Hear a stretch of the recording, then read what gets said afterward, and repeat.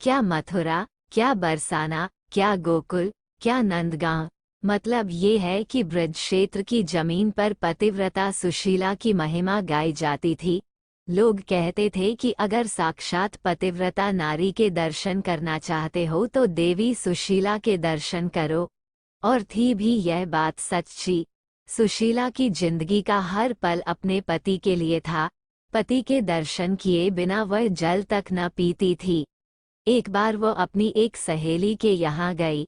सहेली का पति कहीं परदेस गया हुआ था, लेकिन खाने के लिए सहेली ने नाना प्रकार के स्वादिष्ट व्यंजन पकाए थे। सुशीला ये देखकर हक्की बक्की रह गई। वह तो पति की अनुपस्थिति में एक बूंद पानी तक ग्रहण करने की बात भी नहीं सोच सकती थी, इसलिए उससे रहा नहीं गया। वह बोली, बहन, तुम कैसी स्त्री हो?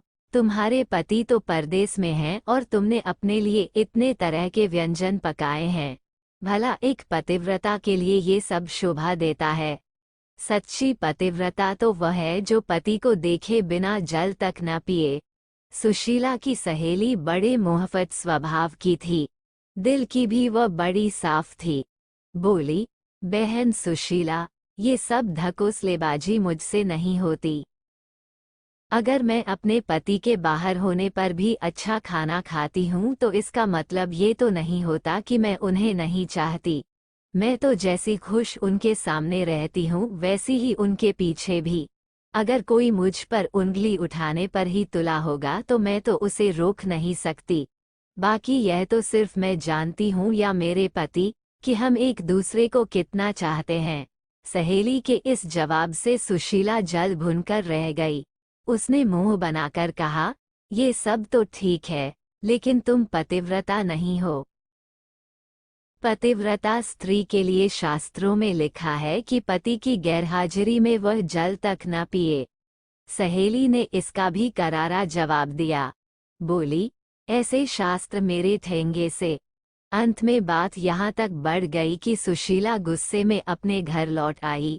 घर आकर सारा किस्सा उसने अपने पति को बताया। पति भी सुशीला को बहुत चाहता था और उसकी निष्काम पति भक्ति से बहुत प्रभावित था। फिर भी कभी कभी उसे ये जरूर लगता था कि यह सब ढोंग है। अगर पति एक महीना तक घर पर न रहे तो क्या कोई स्त्री बिना अन्न जल के एक महीना तक रह सकती है? उसे लगा कि यह बिल्कुल असंभव है। अगर कोई जिद्दी स्त्री इस बात पर अड़ जाए तो वह जीवित ही नहीं बच सकती। ये सोचकर पति ने सुशीला की परीक्षा लेने का विचार बनाया। कई दिनों तक वह तरह तरह से सुशीला को कसौटी पर कसता रहा, लेकिन सुशीला हर बार खरी उतरती।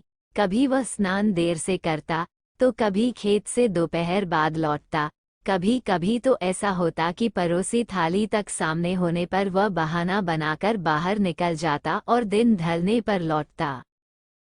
लेकिन सुशीला ने कभी भी पति के खाने से पहले पानी तक नहीं पिया।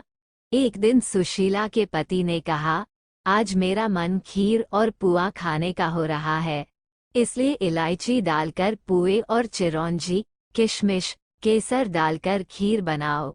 ये दोनों चीजें सुशीला को भी बड़ी प्रिय थीं, इसलिए खूब मन लगाकर उसने ये चीजें बनाई।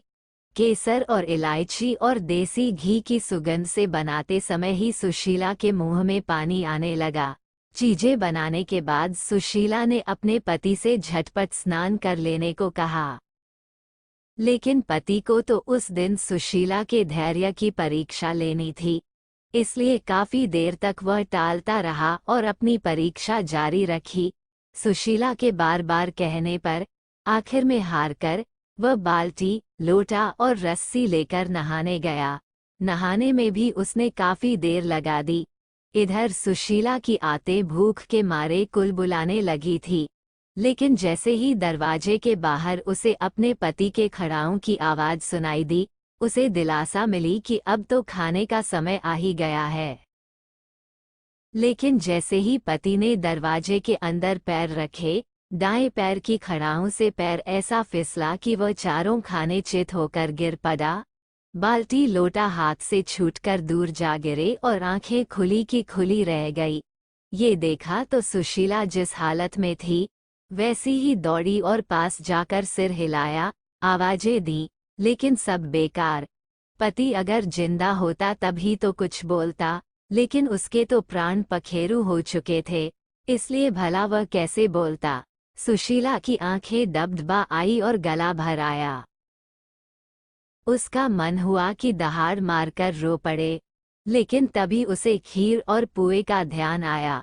उसने सोचा कि अब जब पति मर ही गए हैं, रोने से जिंदा तो होंगे नहीं, लेकिन आस पड़ोस के लोग जरूर इकट्ठा हो जाएंगे और तब खीर पुए खाने का मौका तो मिलने से रहा। इसलिए बेहतर यही होगा कि पहले मैं खीर पुए खा लूं, तब रोना धोना शुरू करूं। ये सोचकर वह चुपचाप गई और जल्दी जल्दी खीर खाने लगी। पुए अगले दिन के लिए रख लिए, क्योंकि उनके खराब होने का डर नहीं था। असलियत ये थी कि पति मरा नहीं था, बल्कि मरने का नाटक किए पड़ा था। इसलिए अपनी पत्नी की यह सारी हरकतें वह देखता रहा। जब सुशीला खूब जी भरकर खीर खा चुकी थी तो झटपट मुंह धोया और लंबा सा घूंघट निकालकर पति के पास गई और सीने से चिपटकर रोने लगी। रोने के साथ साथ वह ये भी कहती जाती थी, तुम तो चले परमाधाम को कुछ तो कहो। उसका पति कुछ देर तक तो उसके नकली प्रेम और दुख को सहन करता रहा, लेकिन अंत में उससे रहा न गया। जैसे ही सुशीला ने अपना जुमला, तुम तो चले परमाधाम को कुछ तो कहो, खत्म किया, वैसे ही उसके पति ने उसी से मिलता जुलता एक जुमला कह दिया। पति का जुमला इस प्रकार था, खीर तो खूब खा ली, अब पुए भी खा लो। अब तो सुशीला की ऐसी हालत हो गई थी कि काटो तो खून तक न निकले। उसे क्या पता था कि उसका पति नाटक किए पड़ा है और उसकी परीक्षा ले रहा है। मन ही मन वह अपने आप को कोसती रही कि यह मैंने क्या किया। क्यों न मैंने अपनी जबान पर काबू रखकर बुद्धि से काम लिया होता। उसके बाद फिर कभी किसी ने सुशीला के मुंह से अपने पतिव्रता धर्म की तारीफ नहीं सुनी। पहले जैसी डींगे हाँकना अब सुशीला ने बंद कर दिया था।